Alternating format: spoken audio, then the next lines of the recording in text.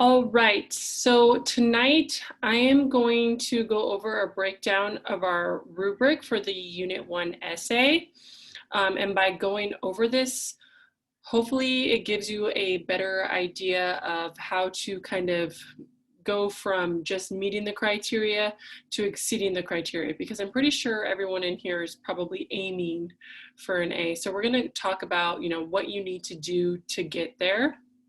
And then just some resources that you can use to finish up, right? Because a lot of, we have our rough draft due on Friday, and then you'll just have about 5 days from then on to get in that finished draft. And remember, once you turn in that finished draft, I will leave comments on it, and then you will have the opportunity to revise again. Okay, so what you want to do though is when you turn in that finished draft, you want to make sure that you are turning in the best draft that you possibly can at that moment. Okay, so we're going to talk about getting there, and then we will just very briefly go over the Unit 2 prompt if we have time. The only reason why I kind of want to introduce this to you is because you will start working with this next Wednesday, and I want to make sure you have some information about it before our next meeting. So I'll try to get to that if we have some time. I think we should, but we'll see. Okay, so what I'm going to do is I'm going to go to our Unit 1 resources. I'm going to share my screen with you guys. And I am going to take you to the Unit 1 resources, right? Weekly folders. You can go to weekly folders or essay info. It'll both take you there. Okay. If you have looked at this iSearch rubric, right, this should be pretty helpful in seeing what exactly I'm looking for when I'm grading, right? Last week we went over these different parts of the paper, right? So far, when you did your inquiry questions, you probably did this part. You probably haven't answered the question why you need these questions answered. What significance is it going to have in your life? So make sure you're adding that into your inquiry questions when you are revising them to turn in your rough draft. And you've already done one of the source summaries, right? So you should have, probably about 2.5 to 3 pages, if not more, done already just by completing those two, the inquiry question and the source summary. And all I'm looking for in the rough draft is 4 pages. If you can get almost your whole entire essay done, awesome. The more you have done, the better feedback you're going to get. But still minimum of 4 pages. That's probably going to look like part 1 done, part 2 done, and probably maybe 2 or 3 sources in part 3. Okay. If you don't finish your paper, make sure you at least outline what you intend to include. That way your reviewers have a good idea of how you're going to finish this off. Okay. So I'm not going to really go over these again, except for this part for the source summary. I did look at your guys' source summaries. A lot of you guys did a fantastic job. A lot of you guys were really in depth, which was great. That is usually what I'm looking for. The shorter ones, some of those are okay as well. But what I noticed the most is a lot of people are leaving out how you found the source, right? You should be telling me enough information here that I should be able to get on the computer and follow those steps to find the source as well. Okay, so make sure you are telling the story of how you found the source, and make sure you're telling the credibility, right? How did you determine? A lot of people did a good job of this, so I'm not really worried about that. The other thing was this summarizing the key information, right? Again, I want to know, what was that information that you found? Don't just say, it gave me a lot of statistics that were useful. What were those useful statistics? I want to know that information too, right? How is it answering your questions? Be specific here about how it is answering your questions. Okay. A lot of you guys might be worried that you're putting in too much information. Okay, it's easier to go from too much information and then kind of read back through and condense as necessary than it is to not provide enough information and then be struggling to remember, okay, what did I originally read about this, right? It's much, much harder to go back and revisit and add on than it is to just cut information out. So be thorough the first time, right? It's easier to cut. So some of you guys need to provide more information there as well. Try to do that for your rough draft. Okay, the reactions were pretty good overall. Again, what I'm looking for here is like, what did you think about that information, right? Did it surprise you? Did it kind of line up with what you were already thinking? Did it lead to new questions? Things like that, okay? What I want to focus on tonight, though, now that we have that out of the way, is how you can get into these 3 different categories, right? If you look at this rubric up here, there's 3 different categories. There's needs work, meet standard criteria, and then let me move this out of the way for me, and exceeds standard criteria, right? If you're in the needs works criteria, that means that you did not meet the criteria of that part of the paper. So for example, for part 1, what I already know, for example, maybe you left out the story on why you became interested in the source, you're going to land in this category here because you don't have that piece of information there yet.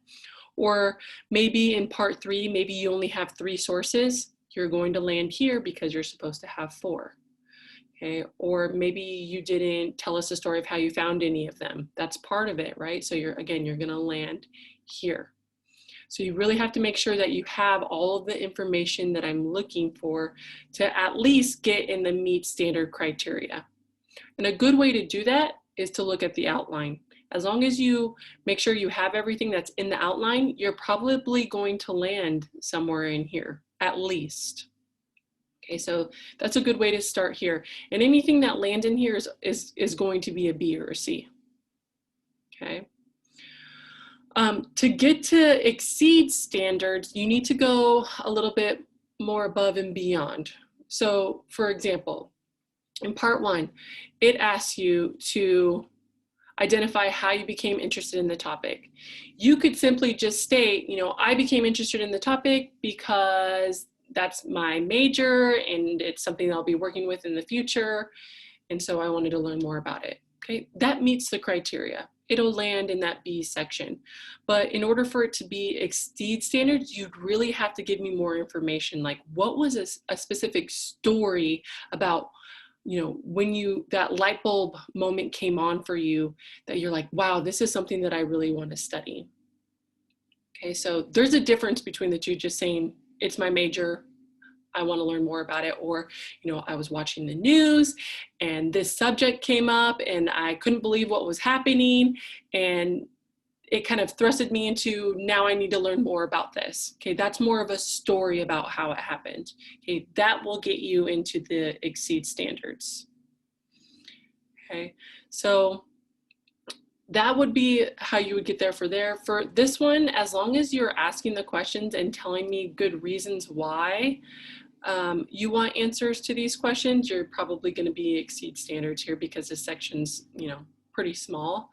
For the story of the search, again, I need lots of information about, like, tell me the story. Again, I want to go back and be able to follow your story and understand how you found the source, exactly how you determine the credibility, the key information that answers the questions, and your thoughts on that.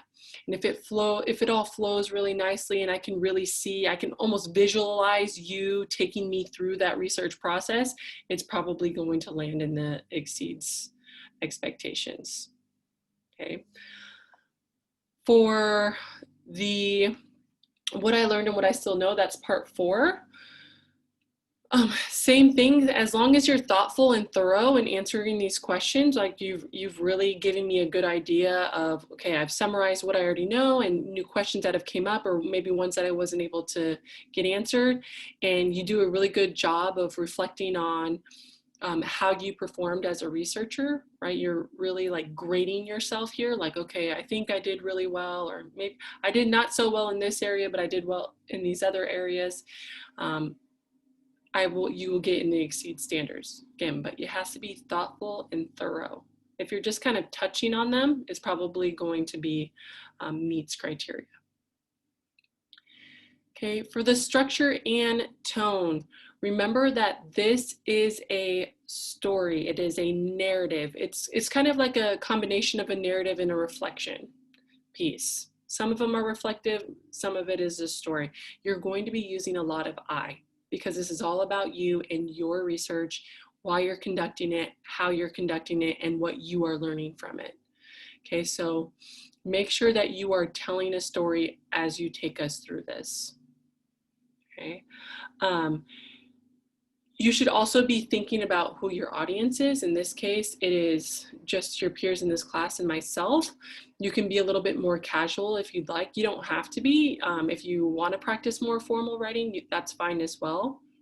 But I'm really looking for you to stay away from English. I really want to see your voice shine through here. So, you know, some of that has to do with you citing sources. I'm not going to mark you down if you miscite sources here, but if your flow is off in sources, you might get marked down here, because that's, you know, the structure and tone and taking away from your voice. If you only quote sources, you might get marked down here because, you know, I'm not hearing as much of your voice. Okay, so make sure that those are present as well. MLA format, you know, are you using MLA format for your paper? You can always go to MLA info in our class course menu over here, right, on that document, and it takes you through MLA format. And are you citing in MLA format as well, at least attempting to cite in MLA format, in-text citations and a works cited page, okay? As long as you've, you know, really taken the time to do that and make sure that they are correct, you're probably going to land in exceeds criteria if it's pretty close to perfect, right? Minimal errors. If I can see that you've made an attempt to do MLA, you're probably going to land in meets criteria, right? Those are easy fixes. This is only worth 10 points. Okay, so don't spend hours and hours and hours trying to perfect your citations at this point. Just make sure that you are giving credit and you are doing your best when citing. Those are easy fixes that we can help you with. And if you could even use your tutor interaction to go over things like that. Okay, so spend more time up here on the things that are worth a lot of points, like structure and tone and content. Okay, you can also see that grammar is worth 10 points. Okay, that's 10% of your paper. You could have, you know, not so good grammar and still get an A on the paper as long as everything else is really done really well. Okay, I'm not looking for perfection here. Should you be trying to be grammatically correct? Yeah, probably. But I grade this based off of readability. Right? How easy is it for me to read this? Do I understand what is being written? Am I getting tripped up on things? So if I have to go back and reread things, that's when you end up getting marked down there. Okay, or if I just notice a lot of the same errors, like, oh, this person has a lot of comma splices everywhere, then you're probably going to get marked down there as well. But again, most people end up like in the 8 section here, which is 2 points off your paper, right? Not a whole lot. Again, try your best with this, but don't overly obsessive about it. Again, I care more about the structure, tone, and your content. Okay. So again, if you look at this, I give examples of how you can get into each of those categories.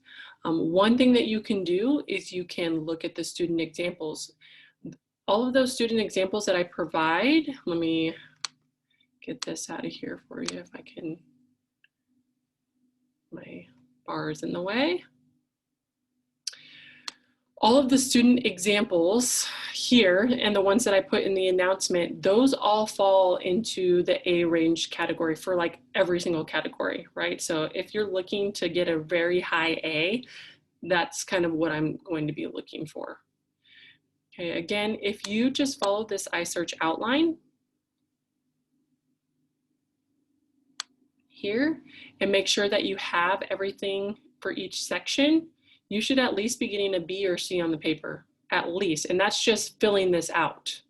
Okay, so I highly recommend using this. A lot of people like to use it to write their paper, or some people just like to use it as a checklist to be like, okay, yes, I have the story of how I became interested. Okay, yes, I have my background knowledge. Yes, I have my main questions, right? So use it however best fits the way that your writing process works. Okay, so highly recommend viewing that as well. Okay, any questions about how these are graded, what the expectations are, any of that good stuff? I had one question. Okay. So I just am wondering what happens if I do the research and I get through the process and I don't really know where I land on my opinion? Is that okay to be like undecided at the end? You like your thoughts on what you learned? Yeah. Yeah, you can just be like, this is how I feel about it. Like, this isn't surprising to me, or something like whatever your thoughts are in that moment. That's what I want to know. It doesn't have to be always positive thoughts, right? It could be like, this is shocking, or this is what I already knew. Like, this just confirmed what I already knew. Right. Okay. So whatever your thoughts are after you've read that, that's what I want to see. Okay. I'm not going to be grading you because I disagree with, with how you're feeling. Okay. I just want to see your thought process. Okay. Okay. Okay. Right. Any other questions? Okay. Are we finding this much easier to write than we originally thought? I know some of you guys, again, were worried about page length. I'm sure once you get started writing on this, you'll see that it's, again, very easy to meet it / exceed the page length. I have much more than I expected. As I write, I keep finding myself having more and more, and I'm like, okay, I have much more to work with than I thought. Yes, and that's going to be the case for a lot of you guys, okay? And that's why I say start off with more, right? Write as much as you can at first, and then, before you turn in your finished draft, go through it and cut as necessary, right? It's easier to do that. Because you also don't want to have too much information to where you're like boring the reader, right? You're like, oh my gosh, like, this is too much. Okay, so start with more. I've also noticed that, and I'm not turning my video on site. I'm having a no video day. I was surprised that once we got started, I actually met with one of the librarians, and I was worried about getting enough data and enough sources. But actually the floodgates kind of opened and there was just tons and tons of stuff to go through. So that's a good thing. I did have a question about the interview. I have reached out to a couple of different options, faculty here at the school and one personal connection. I haven't heard back from anybody yet. So I'm kind of leaving that spot open in my paper. Is there a leeway, or I have a friend that can, not exactly an expert, but has experience in the field that I'm researching. And does that, it depends on what their credibility is, but what I would recommend, like, if you could probably use that as like a last option kind of thing, like, oh my gosh, I need to get this done. But just know, again, after you turn it into me and I grade it and I give it back to you, you're going to have the opportunity to revise and get those points back. Like, maybe you'll lose those points because you don't have the interview. You can earn those points back by revising and adding it in. Okay. Oh, that's great to know. Yeah. So I was getting a little bit stressed. I know this is like a really short turnaround time for an interview. I completely understand that. Know that you will get marked down originally just because it's not there. So you'll fall into the needs work category because it's not complete yet. And then once I give them back to you with the comments, you can put it back in. Oh, that's very helpful to know. Thank you. Yeah, no problem. Any other questions? Okay. Speaking of resources, right? Hannah just pointed out that using the librarians is helpful, right? They can, if you're worried about research or finding credible information and things like that, use them to your advantage, right? They are there to help you. They're very easy to work with, and they can point you in the right direction of where to look. They could even help you find specific sources that you're wanting to find. So highly recommend that, right? I kind of went over our the resources that are available to you. Hopefully you guys are utilizing those. I know I gotten a lot of emails, which is great. I love answering questions. We have our embedded tutors, Harrison and Ellie, right? They are here to help you as well. And in fact, you are supposed to work with them at least once per paper. I know some of you have already scheduled that. Some of you have already met with them. So start thinking about, if you haven't already, start thinking about how you're either going to use our embedded tutors or one of the other tutoring options, because we are coming towards the end, right? Those tutor interactions are going to be due with your finished draft next Wednesday, right? So a good option would be to, at this point, would be to use them for your rough draft or cleaning up certain areas, working on source citations, things like that, okay? Any questions with our resources? Okay. Does everyone feel good about this and you're ready for me to kind of just briefly go over Unit 2? Yes. Okay. Sounds good. All right. So I don't want to take up too much of your guys' time. Oop, I got to open it up for you guys, but I'll just show you. Okay, so like I talked about last week, the Unit 2 paper has the potential to roll, or the Unit 1 paper has the potential to roll over into the Unit 2 paper. You also have access to this in Essay Info over here. Where is it? Right here. Okay, all of the prompts and things like that are available there. Okay, for this paper, you are going to be writing a problem solution argumentative essay. Okay, you are going to argue that a problem exists and argue for a specific solution. Okay. Hopefully you have uncovered a topic in your iSearch paper. Maybe you were already researching a problem. Maybe you uncovered a problem in your iSearch paper. I recommend, if you have done that, to use that information, because whatever research that you have conducted in your Unit 1 paper has the potential to be used. You can recycle some of that information in your Unit 2 paper. You're going to have to adjust it to fit the paper, but you can still use that same source in your Unit 2 paper, right? So it saves time on the research portion, because I think a lot of you guys are finding out that research is tedious work, right? It takes time. So hopefully you've already been doing that with your iSearch paper and you have something that you think you want to talk about.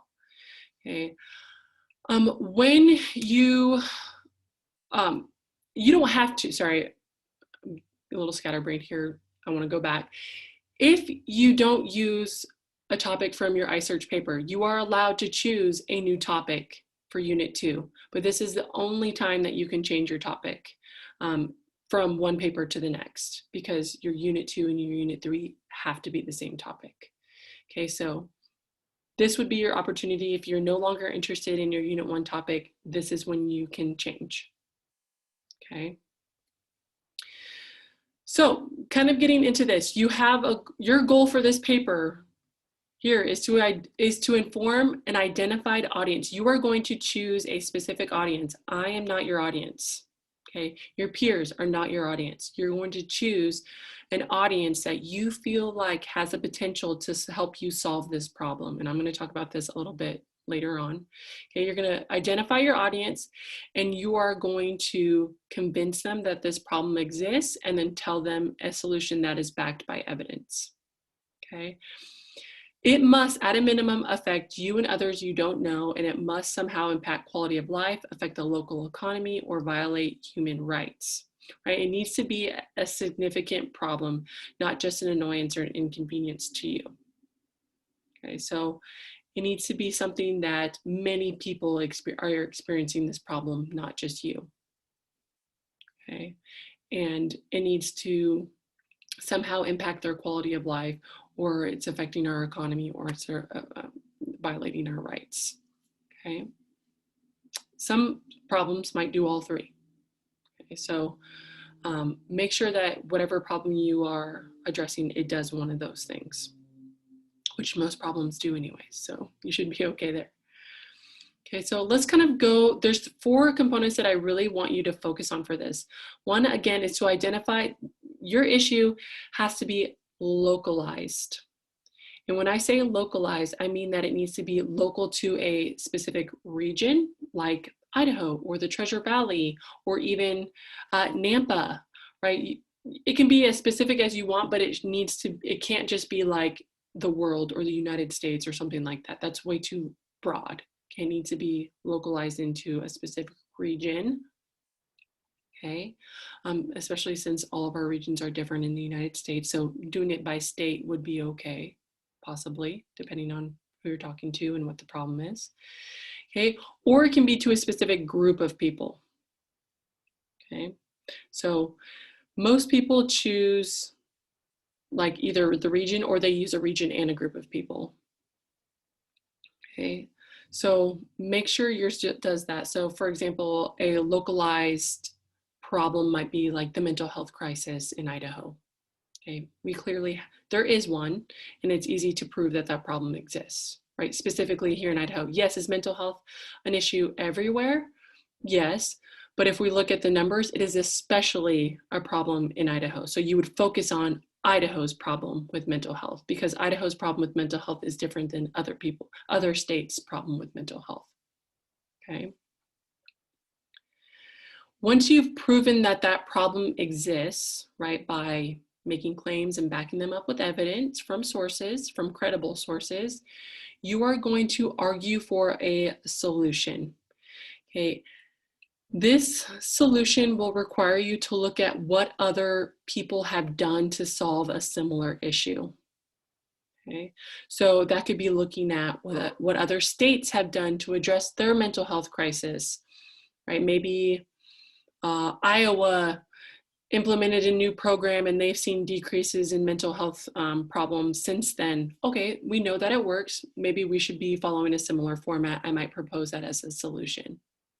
Okay, so it could be what a different state does. It could be what another country does. It doesn't really matter as long as somebody else has done something to address the same problem or a very similar problem and they've seen success with that.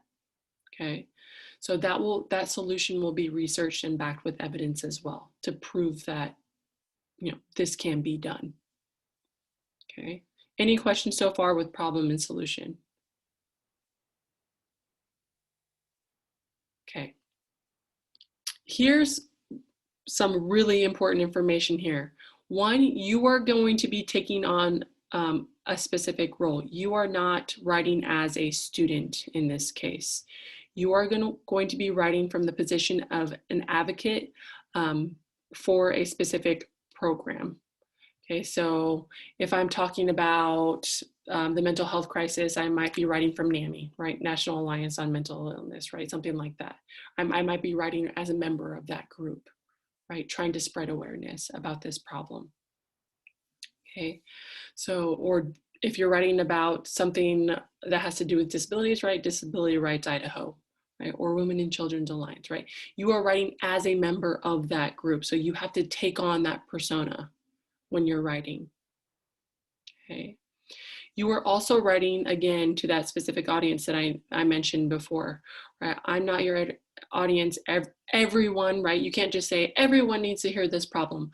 Well, not everyone can fix the problem. So instead you are going to decide, okay, based off of my solution, who could make my solution a reality, right? So if your solution is to propose a bill that could be voted on, then you might either be talking to the Idaho government, right? Whoever could put that bill together. You'd have to do a little research to see who has the ability to do that and write specifically to them to ask them to write that bill or to implement that bill, right? To get it so that we can at least vote on it. Or you could talk to Idaho voters, right? Idaho voters is not the same as talking to all of Idaho residents, right? Because not all of Idaho's residents are voters, right? So again, you have to write to that specific group, and you really have to tailor your writing to that group, what their needs are, and things like that. Okay, and that's something that I plan to go over in our next Zoom meeting, is analyzing your rhetorical situation and who your audience is, because you really do have to adjust your writing to your audience, right? You have to adjust your tone, you have to adjust your content. And what I mean by content is you're not writing what you think that they want to hear, you're just writing things that they can get on board with, right? Or things that the way that you present it is in a way that's easily digestible for them.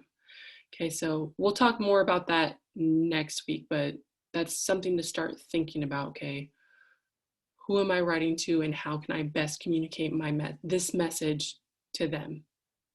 Okay, because that's going to be a big part of your grade for this as well. Okay, so these are the 4 things you really need to focus on for this paper. And I believe on Wednesday, I'll have to double check. I don't remember what I asked you to identify, but I think I asked you to identify your problem and a potential audience. I'll have to look back at that. I don't really remember right now, but for that brainstorming session, you will have to start thinking about that and start throwing ideas out there. So it'd be good to start thinking about that now, because that's also going to be due on Wednesday. Okay. And I will open up the Unit 2 folder tonight so you can see that assignment as well. Okay. Any questions about Unit 2? No? All right, let me get back to our screen. That's kind of all I really wanted to go over with you guys tonight, just, kind of what we can do to finish up Unit 1 and what we can start thinking about for Unit 2. So I'll just kind of open this up again. Does anyone have any lingering questions about Unit 1 or any questions about moving forward to Unit 2? I feel much better. I mean, this is my first time attending a Zoom meeting, but I feel so much better now. You answered most of the questions that I had, so that's awesome. Good. That's great to hear. Thank you. Yeah. Yeah, thank you for making this open. It is really super helpful. Much appreciated. Well, that's what I'm here for. I will say one last note. I know Ellie sent out a announcement the other day and said that she would not be available for office hours tomorrow. It's kind of looking like I won't be there on Blackboard Collaborate for office hours, but I will be checking my email frequently throughout the day. So if anyone does think of any questions or needs help with something, shoot me an email. If it is something that you need to do a video chat with me, I can always make that happen. I think Harrison, you said you had some availability. Yeah, I'm pretty sure I still have appointments available. And also if anyone wants to email me, I can figure it out. So feel free to email me too.